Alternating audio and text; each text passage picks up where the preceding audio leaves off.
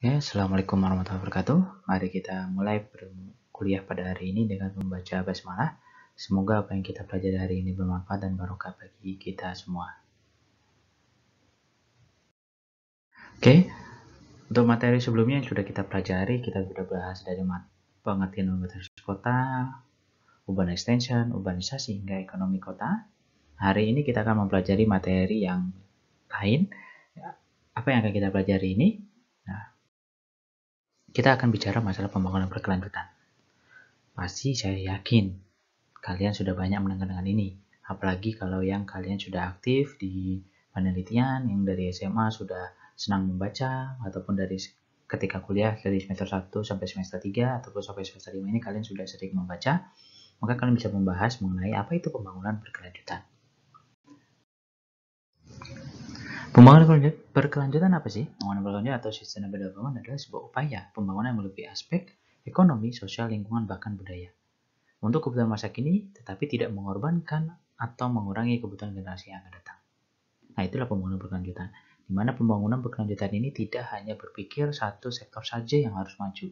Tidak berpikir hanya ekonomi saja yang harus meningkat dengan pesat. Tidak hanya berpikir bagaimana lingkungan itu harus lestari. Atau bagaimana masyarakatnya itu secara sosial kebutuhannya terpenuhi, secara budaya dapat terjaga. Bukan hanya bicara itu, tetapi bagaimana mensinkronkan keseluruhan aspek itu menjadi satu kesatuan sehingga setiap sektor itu akan tumbuh dan berkembang dengan sama-sama baik. Tidak ada sektor yang dirugikan. Nah, ini akan menjadi PR. PR-nya bagi siapa? PR bagi siswanya, bagi kita. Geografi, terutama yang kalian lulusan geografi UMS, karena kalian itu salah satu profil lulusannya adalah menjadi seorang perencana wilayah.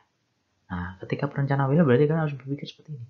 Merencanakan wilayah itu jangan untuk jangka pendek, atau jangan hanya untuk memenuhi ego diri kalian atau sektor tertentu atau pihak tertentu, tetapi bagaimana pembangunan wilayah, perencanaan wilayah itu dapat dirasakan oleh generasi yang saat ini hingga generasi yang akan datang. Dari mana bisa generasi yang akan datang itu akan merasakan? Ya dimulai dengan adanya perencanaan yang berkelanjutan, perencanaan yang tidak menyebabkan kerugian di salah satu sektor. Misalnya ekonomi meningkat tetapi lingkungannya rusak, lingkungannya hancur. Atau lingkungannya tetap terjaga rapi tetapi ekonominya tersendat. Oke, tidak ada kegiatan-kegiatan yang dapat mengembangkan potensi secara ekonomi. Ya. Nah, itu yang tidak bisa juga. Atau sosialnya ekonomi yang meningkat, lingkungannya terjaga tetapi sosialnya hancur. Hancurnya mengapa? Hanya segelintir orang saja yang merasakan pertumbuhan ekonomi yang tinggi. Tapi yang lainnya masih hidup dalam garis kemiskinan, kesehatannya rendah, pendidikannya rendah. Ya tidak seperti itu. Tapi bagaimana sosialnya masyarakatnya itu tinggi, ekonominya tinggi, lingkungannya tetap terjaga. Itulah pembangunan berkelanjutan. Mudah? Dibilang mudah? Tidak. Susah? Dibilang susah juga tidak. Nah, tapi ini adalah susah tapi bisa. Oke, jadi ini sesuatu yang sulit memang, tetapi bisa dicapai apabila ada komitmen dari setiap pemangku kebijakan dan juga komitmen dari para perencana untuk memasukkan unsur pembangunan berkelanjutan dalam perencanaan yang ia buat. Nah, ini sudah menjadi paradigma global, ya. Makanya ada namanya Sustainable Development Goals, kalau kalian pernah mendengarnya, di mana SDGs ini berlaku untuk setiap negara yang tergabung dalam PBB. Sehingga setiap negara itu bagaimana merencanakan pembangunan wilayahnya, Pak Presiden bagaimana merencanakan pembangunan negaranya, Pak Bupati, Pak Gubernur, bagaimana merencanakan pembangunan wilayahnya secara berkelanjutan tanpa mengakibatkan adanya sektor yang mengalami kerugian. Jadi seperti ini. Jadi ada keseimbangan atau keberlanjutan itu seperti ini. Sosialnya meningkat, lingkungannya terjaga, ekonominya pun meningkat. Jadi tidak salah satu sektor yang tinggi, tetapi seluruhnya ekonomi, sosial, lingkungan termasuk budayanya tetap terjaga, tetap maju, tetap dapat merasakan dampak dan impact dari pembangunan yang dilakukan. Bukan hanya satu jenis saja, oke, tidak hanya satu sektor saja, atau apalagi hanya segelintir orang atau sekelompok saja yang merasakan, tetapi semuanya mendapatkan dampak dan impact yang sama. Selanjutnya, kita lihat tadi sudah tahu apa itu pembangunan berkelanjutan. Nah, bagaimana pembangunan berkelanjutan kota? Kota kan identik dengan ekonomi. Nah, bagaimana Apa prinsip-prinsip yang perlu diterapkan di dalam pembangunan berkelanjutan kota? Nah, kita akan bahas di slide-slide berikutnya. Kota yang berkelanjutan. Nah, ini prinsipnya. Kota yang berkelanjutan adalah kota yang baik untuk semua. Semua ini siapa? Ya semua orang yang datang ke kota, baik penduduk aslinya maupun pendatangnya. Sehingga mewujudkan kawasan pemukiman atau kota dan kehidupan masyarakat lebih baik menuju pengembangan kota yang berkelanjutan, itu ada 7 komponen utama. 7 komponen yang membantu pembangunan kota itu menjadi pembangunan kota yang berkelanjutan, yang bisa dinikmati tidak hanya generasi sekarang tapi generasi masa depan. Apa saja 7 komponen itu? Mari kita lihat di slide berikutnya. Slide yang pertama adalah resiliency. Resilient itu artinya punya daya lenting atau punya kemampuan untuk menghadapi apapun yang terjadi. Sehingga sebuah kota yang berkelanjutan adalah kota yang memiliki kemampuan untuk menghadapi segala macam hal yang terjadi saat ini maupun di masa depan. Nah, sehingga kota itu harus memiliki kemampuan untuk mengurangi resiko dan juga beradaptasi terhadap segala sesuatu yang terjadi. Nah, jadi kalau di sini dituliskan urbanisasi dan pembangunan hanya dapat berkelanjutan bila dapat beradaptasi untuk kebutuhan masa kini atau masa depan dan resikonya, dan tahan terhadap konsekuensi perubahan iklim atau bencana alam. Jadi, kota itu resilient, kota itu sudah siap. Ketika urbanisasi, kita tahu urbanisasi akan menyebabkan banyak pengangguran di kota, akan menimbulkan pemukiman kumuh, akan menyebabkan banyak sekali mungkin kegiatan-kegiatan yang berbahaya bagi kota itu, misalnya perampokan dan lain-lain. Nah, untuk itu maka kota itu harus siap. Siapnya bagaimana? Siapnya adalah untuk menghadapi itu, kota itu sudah mempersiapkan seluruhnya yang ada di kota itu untuk menghadapi segala macam hal yang mungkin muncul akibat suatu kebijakan atau suatu kondisi. Kayak urbanisasi, berarti makanya orang yang datang nih. Bagaimana caranya mereka mensortir orang-orang apa saja yang boleh datang di kota, bagaimana siapa saja yang boleh bertempat tinggal di kota. Misalnya RT RW-nya sudah siap. Bapak, ketika ada orang baru yang datang ditanya kemampuannya apa, misalnya harus ada surat keahlian, kalau tidak surat keahlian dalam waktu 1 kali 24 jam misalnya, atau 2 minggu 3 hari kemudian, seminggu kemudian atau sebulan kemudian harus pulang kembali ke daerah asal karena tidak bisa tinggal di kota, misalnya seperti itu. Sudah siap seperti itu. Atau seandainya terjadi misalnya seandainya banyak orang yang datang mencari pekerjaan, nah, kota itu sudah siap dengan adanya pekerjaan-pekerjaan untuk orang-orang yang datang dari desa yang tentunya memiliki keahlian dan kemampuan. Nah, jika ternyata kota itu tidak bisa menyiapkan itu semua, maka kota itu belum kota yang resilient, kota yang siap menghadapi apapun yang terjadi. Termasuk di sini konsentrasi terhadap perubahan iklim dan bencana alam. Ya, kalau seandainya kota itu di tempat di wilayah yang misalnya di pinggir pantai, kota pinggir pantai, maka dia harus siap menghadapi misalnya terjadi tsunami. Oke, dari tsunami, maka bagaimana protokol-protokol ketika tsunami terjadi. Nah, itu semua sudah dipersiapkan. Jadi kota itu, Resilience City adalah kota yang siap.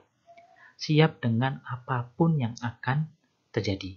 Sehingga pemberdayaan kota dan komunitasnya untuk merencanakan dan mengelola keberagaman secara efektif. Jadi harus siap. Kayak misalnya siapapun yang datang ke kota punya kebiasaan, punya pola pikir, punya adat istiadat yang berbeda datang ke kota, bagaimana tidak terjadi konflik SARA. Nah, itu kota itu harus siap. Sistemnya di kota itu siap. Sehingga ketika terjadi hal seperti itu, misalkan terjadi, kota itu sudah siap bagaimana cara menanggulanginya. Bahkan, kota-kota itu sudah siap dari awal untuk mencegah hal-hal yang dapat mengarah ke sana. Misalnya saranya ditahan, bagaimana mengakomodir, bagaimana keguyupan di kotanya, dan lain-lain. Itulah resilient city yang memiliki daya lenting terhadap apapun. Jadi kota itu tetap stabil apapun yang terjadi di dalamnya, ataupun yang terjadi di luar kota itu. Jadi kota itu tetap stabil, pemerintahannya, masyarakatnya, ekonominya, sosialnya, semua tetap stabil dengan kondisi yang baik. Itu yang pertama, resilient city. Green city, ya sudah pasti membangun kota yang ramah lingkungan dan efisien karbon.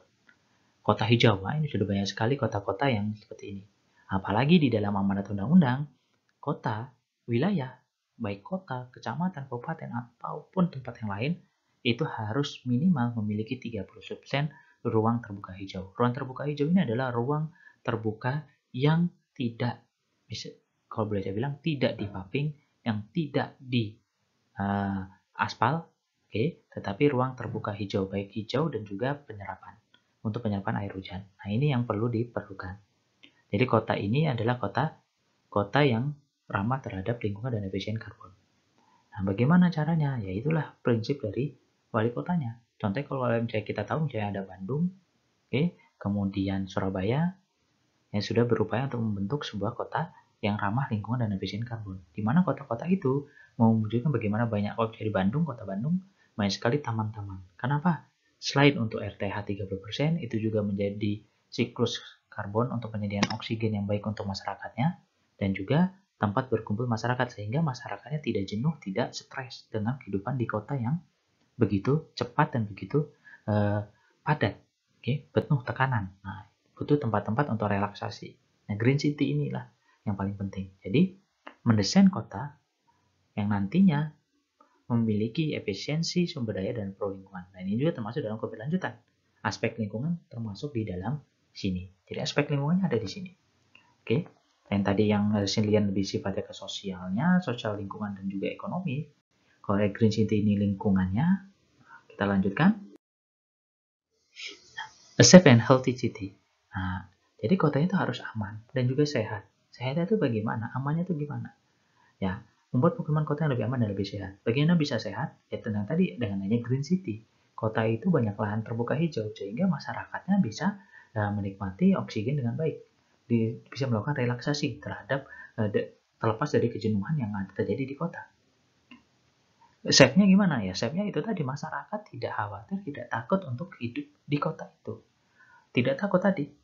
Tidak takut pulang malam karena memang bekerjanya di shift malam, tidak pulang itu tidak takut. Nanti harus hati-hati, nanti ada jambret, hati-hati nanti ada penculikan, ada pembacokan misalnya. Nah, mereka tidak khawatir dengan itu. Makanya kota itu harus safe, hal itu healthy dan juga harus sehat. Nah, sehingga kota itu akan memiliki wilayah yang layak huni, sehingga mampu mendayagunakan potensi untuk solusi yang berkelanjutan. Nah, dengan begini juga, kalau dia aman dan sehat, berarti ini memiliki prinsip bahwa kota itu bisa mengatasi semua dampak akibat urbanisasi. Ya, karena kalau urbanisasi itu identik akhirnya nanti akan muncul yang namanya kriminalitas, karena banyak sekali pengangguran. Kemudian muncul pemukiman kumuh. Nah, bagaimana kota itu dapat mengatasi itu? Nah, jadi kota harus safe dan sehat. Nah, dengan apa ya? Boleh misalnya kotanya bagaimana CCTV di semua sudut kota, bagaimana patroli kota. Oke. Kalau misalnya di Surabaya itu ada panic button. Jadi di Surabaya itu kamu pulang jam berapapun itu akan aman karena CCTV 24 jam di kotanya dan kamu bisa menginstal panic button. Kalau kamu merasa ketakutan, kamu tinggal pencet panic button ya. Tapi HP kita harus dalam posisi online sehingga nanti akan ada polisi ataupun petugas yang mendatangi kita untuk misalnya kita merasa takut, kita bisa ditemani diantarkan pulang ke rumah atau ke tempat kita tinggal, misalkan seperti itu. Itu contohnya kalau di Surabaya. Tetapi itu seharusnya bisa diterapkan di semua kota, sehingga dengan kotanya aman dan sehat, itu akan membuka peluang investasi-investasi lain yang sesuai dengan kebijakan dari kota itu. Selanjutnya adalah inclusive city. Nah, inklusif itu perbedaannya dari eksklusif. Kalau eksklusif, itu artinya hanya orang-orang khusus yang bisa masuk ke situ. Tetapi kalau inklusif, siapapun boleh masuk. Jadi membangun kawasan perumahan kota yang inklusif secara sosial aksesibel, pro-poor, dan sensitive gender. Jadi kota itu tidak membeda-bedakan. Siapapun yang datang ke kota itu silakan. Ini contohnya saya ambil di Bandung. Karena dia sudah membuat sebuah kota yang inklusif. Dengan ada taman-taman itu tidak khusus taman yang boleh masuk itu hanya orang kaya. Hanya orang-orang yang berduit. Pejabat yang boleh. Tetapi siapapun yang mau datang ke situ silakan menikmati taman yang ada di Bandung, terbuka untuk siapapun. Datang ke Bandung siapapun dari manapun boleh masuk. Oke. Nah, ini yang menjadi hal yang penting. Kota itu harus inklusif. Jadi dia siap menerima siapapun yang datang. Dan tapi dia juga harus resilient. Nah, makanya resilient itu di awal. Jadi ketika dia sudah mampu menerima siapapun yang datang. Oke, apapun sifatnya, apapun tabiat, apapun tujuannya, tapi kota itu sudah siap. Ketika ia ingin melakukan sesuatu yang negatif, kota sudah siap mengantisipasi itu. Jadi, tidak kemudian melarang-larang orang siapapun yang datang. Ya, misalnya sekarang orang yang bercadar, misalnya kan banyak sekali wilayah-wilayah yang orang bercadar, orang yang misalnya cingkrang atau yang berjenggot itu teroris misalnya. Nah, tidak seperti itu. Ya, kota itu sudah siap. Siapapun, mau apapun, mau dia dari negara manapun, mau dia dari suku apapun boleh masuk ke kota itu. Tetapi kota itu juga siap apabila orang-orang yang datang itu memiliki keinginan maksud buruk. Maka kota itu sudah siap secara sistem untuk mencegah ataupun untuk mengantisipasi kegiatan hal-hal yang buruk itu. Nah, sehingga kota yang inklusif memberikan hak yang sama bagi warga untuk mengambil peran bagi keuntungan kota. Jadi, warganya berhak, jadi kota inklusif itu karena terbuka untuk semua, warganya nanti berhak untuk memberikan pendapat, berhak untuk menerima hal apapun yang ada di kota itu, dan juga berhak untuk melakukan segala macam kegiatan di kota itu yang nantinya kegiatan-kegiatan yang positif itu akan berdampak positif juga untuk kota tersebut, perkembangan kota tersebut. Selanjutnya adalah planned city. Nah, kota itu harus direncanakan. Nah, kalau kita bicara kemarin di teman-teman awal, saya bilang bahwa kota di Indonesia itu tidak adalah kota-kota yang tidak direncanakan. Memang, kota yang tumbuh secara alami. Tetapi, untuk perkembangannya, apakah kota itu harus terus-menerus secara alami saja tumbuh? Apapun dibiarin aja tumbuh tanpa direncanakan. Itu salah. Kota itu harus direncanakan. Kota itu harus seimbang tadi saya bilang. Seimbang, harus berkelanjutan. Sosial, ekonomi, budaya, dan lingkungan itu harus sama, seimbang. Ketika kota itu direncanakan, maka kota itu akan berkembang sesuai dengan apa yang direncanakan untuk masa depan. Ketika sudah direncanakan, maka proses perencanaannya juga harus dengan yang baik. Sehingga kalau perencanaannya baik, maka dampaknya pun akan baik dan berkelanjutan ke depannya. Nah, di sini peran penting kalian sebagai salah satu yang nantinya menjadi seorang ahli perencana. Bagaimana dapat merencanakan sebuah kota sehingga terjadi keseimbangan antara sosial, lingkungan, dan ekonomi. Oke? Jadi, kota itu harus direncanakan dan dirancang. Oke? Direncanakan untuk wilayahnya, spasialnya, dan dirancang untuk setiap jenis apapun yang ada di dalamnya. Sehingga tidak hanya membangun taman, tapi bagaimana taman itu taman yang indah, taman yang bagus, yang rapi, sehingga masyarakatnya pun mau untuk datang ke situ, mau untuk menjaga dan melestarikan apa yang sudah dibangun oleh pemerintah. Ini tidak terlepas lagi terkait juga dengan inclusive city, di mana pemerintahnya, kotanya tidak membeda-bedakan masyarakat.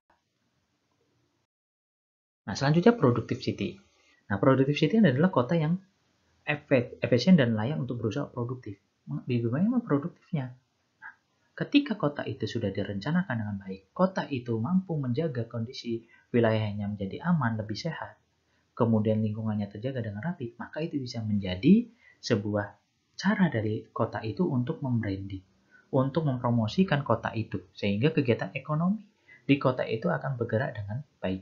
Dan ini juga perlu direncanakan, misalnya dibuat wilayah-wilayah di kota itu tempat-tempat yang digunakan untuk kegiatan ekonomi. Misalnya sanggar pertunjukan, oke? Atau misalnya kalau misalnya malam hari diadakan jalan tempat kuliner malam, nah itu harus direncanakan terlebih dahulu.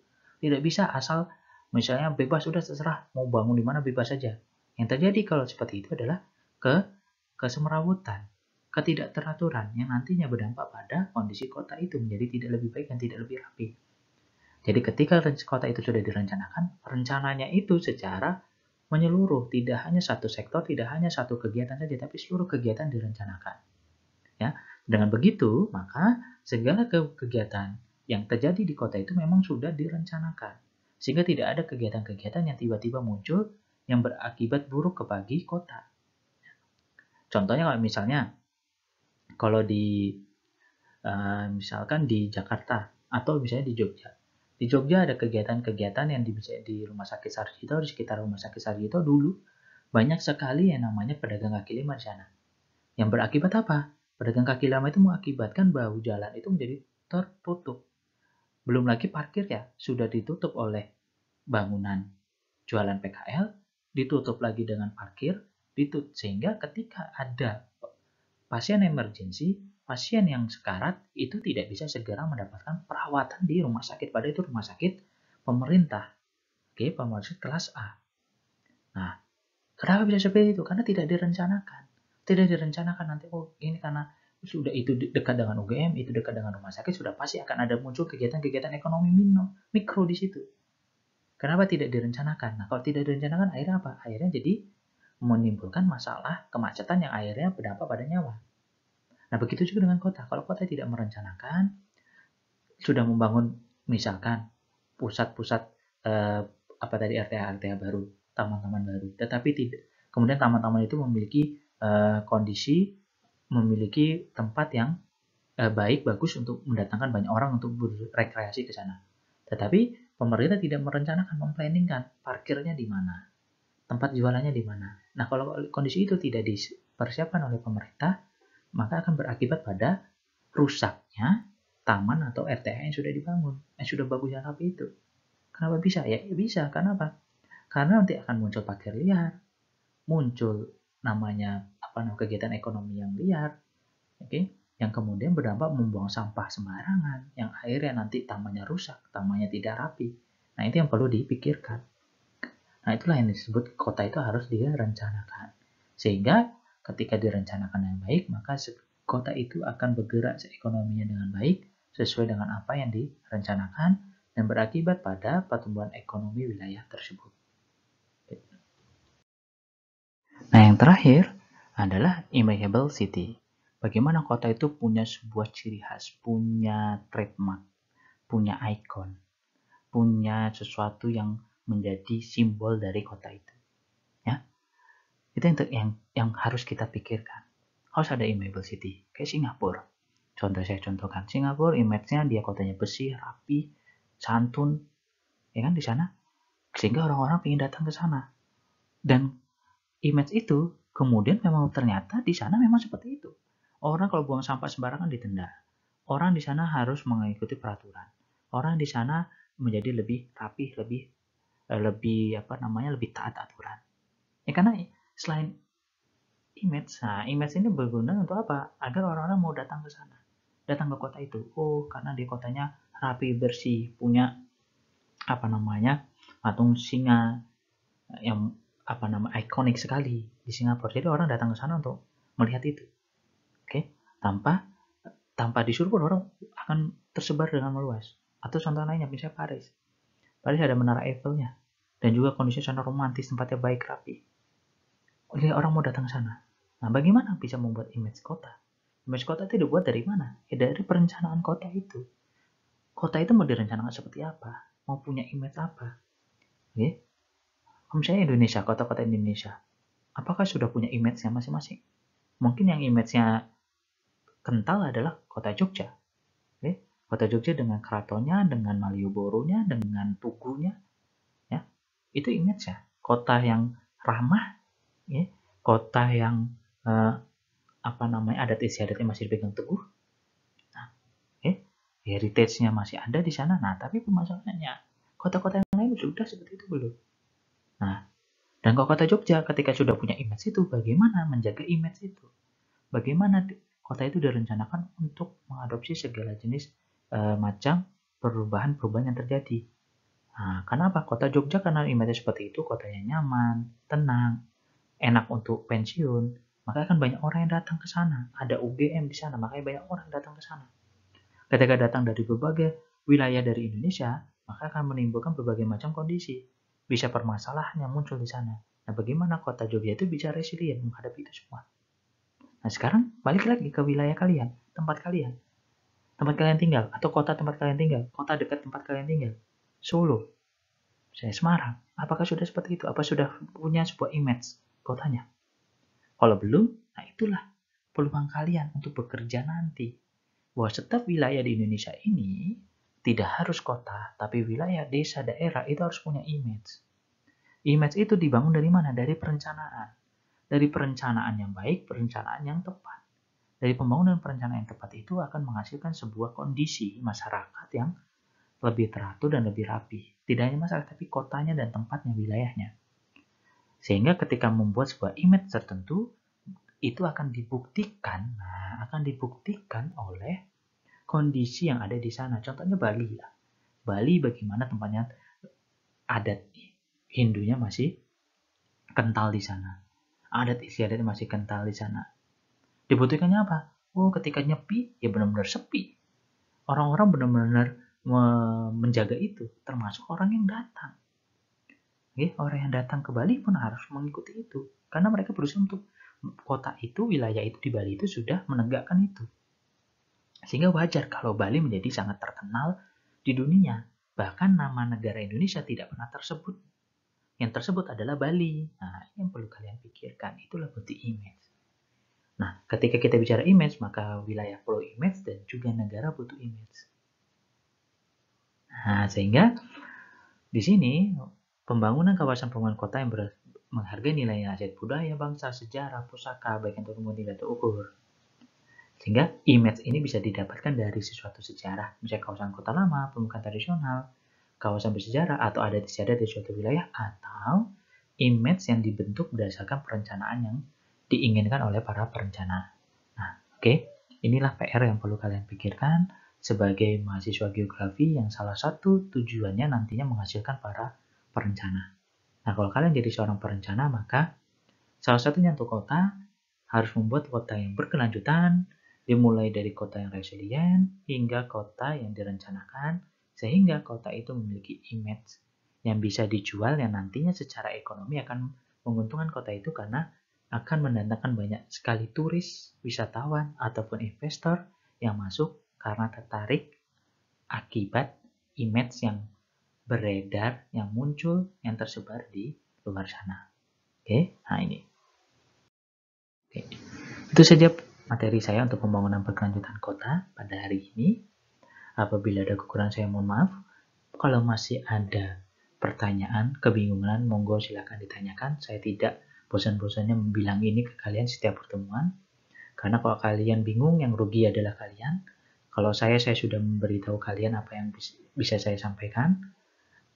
Tetapi kalau kalian bingung, yang rugi adalah kalian. Karena saya yang nggak ada rugi-ruginya. Karena saya sudah memberikan apa yang bisa sesuai dengan apa yang kemampuan yang saya punya. Kalau kalian butuh pertanyaan atau ingin berdiskusi dengan saya, silakan. Saya ada boleh temui saya di ruangan, boleh via WA, boleh via email, apapun. Kalau kalian ingin membuat penelitian tentang apapun, boleh ketemu saya terbuka, untuk siapapun yang ingin bertemu ataupun ingin berdiskusi dengan saya. Oke, demikian saja materi dari saya akhiri. Wassalamualaikum warahmatullahi wabarakatuh.